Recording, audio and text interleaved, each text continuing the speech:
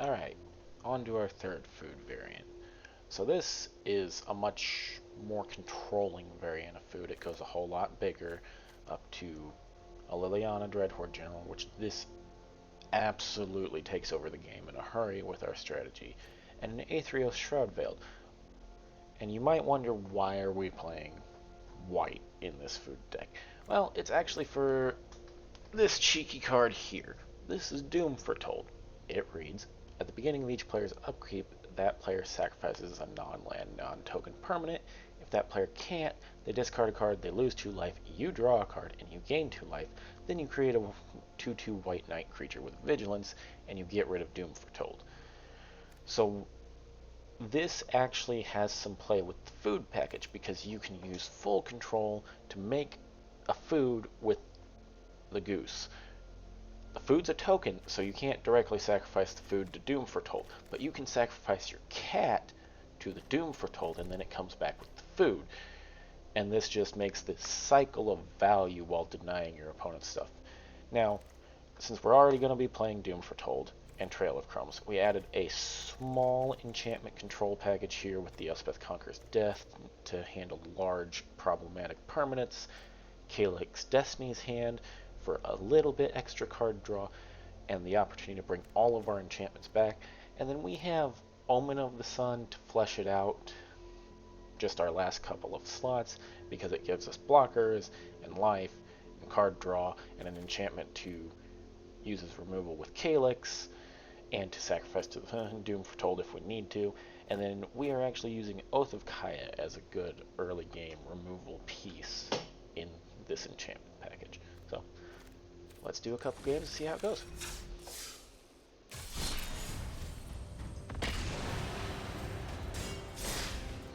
For a second there, I was worried I didn't select the deck before we started. That would have been awkward.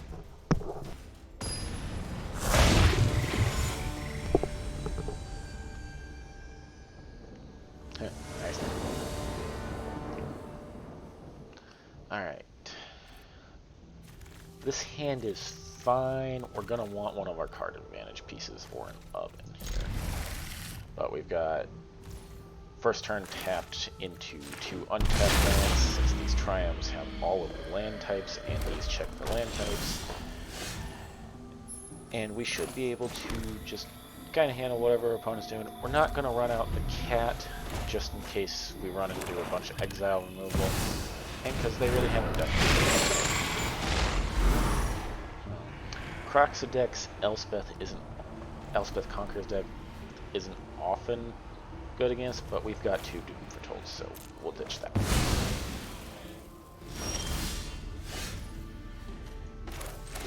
Alright. We'll just go ahead and run this out so that we can cash in our Doom Foretold for hopefully something of theirs next turn. Alright, I mean, nixing their Mind Stone, because if you're playing a card like Mind Stone, you're doing something with the mana.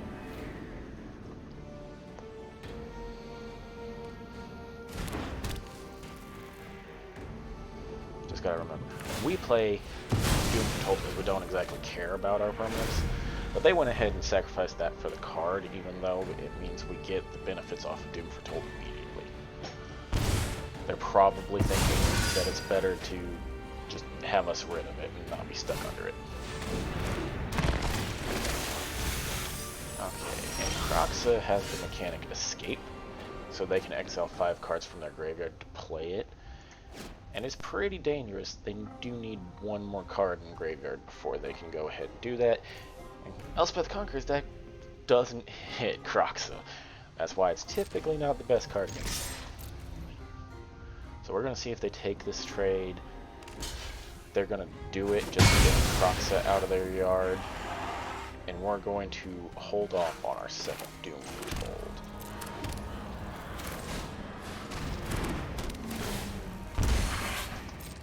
So that we can hopefully convince them to spend their whole turn on this Croxa and then just empty their graveyard and get the Crocs back in there with the Doom.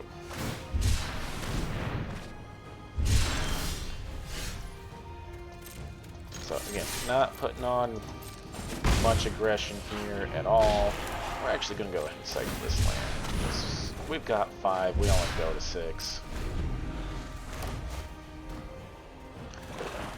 And when this Crocs comes in, we definitely want to... this is going to be a little unfortunate. The only thing they can take is the cat, and that's what we want to discard the Croxa.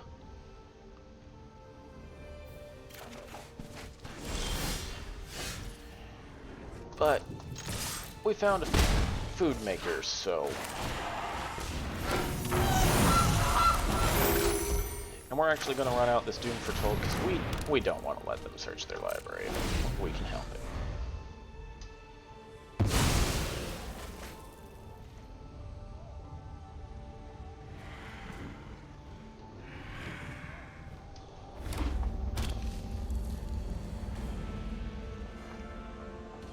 Now that they know what's up in our hand, there's no way we're getting the Croxa with it easily unless they just accept that as a loss.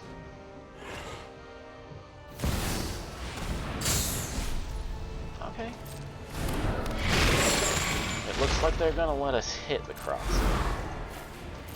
Which that's kind of an interesting choice, but we're gonna go ahead and just cash in our food.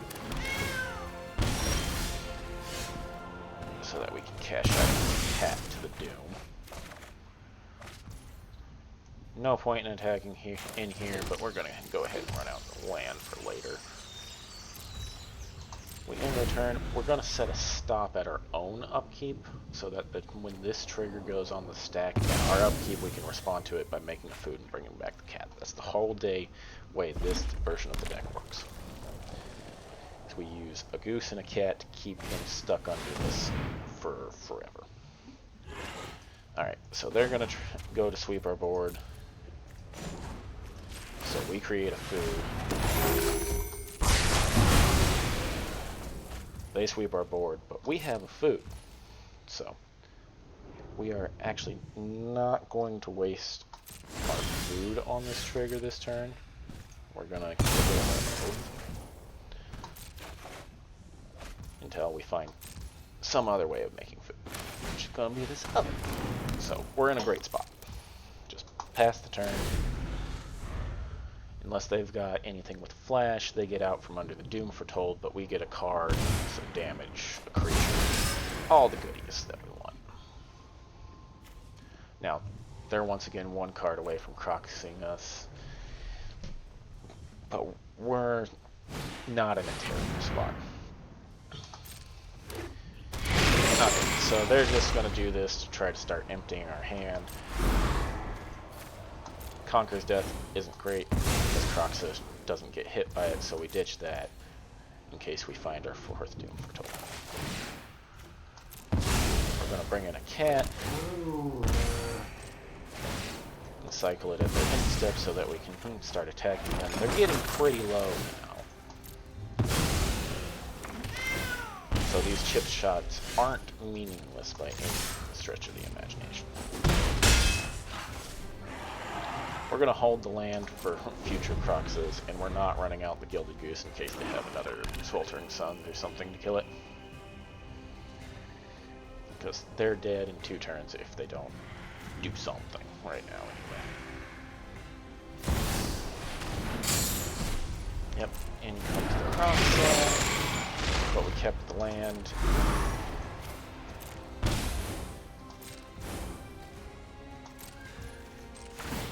Right there instead. Cycle the cat. Guess that's how we're killing them right now.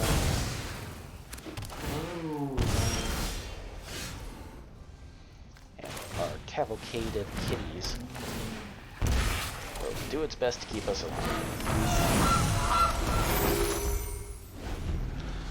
So this thing, the whole discard on on-land or take 3 happens every time it attacks. So we do want to block it since we are essentially racing it with our stuff. Since we've got a 3rd cat in the yard. I'm gonna sack that since it doesn't have trample.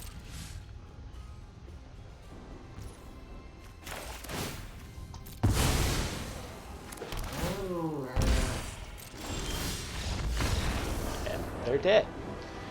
This is how the Abzan version of food works. Also a really good deck. If we'd found this Trail of Crumbs earlier, it would have been an even easier game for us. Hope you enjoyed it.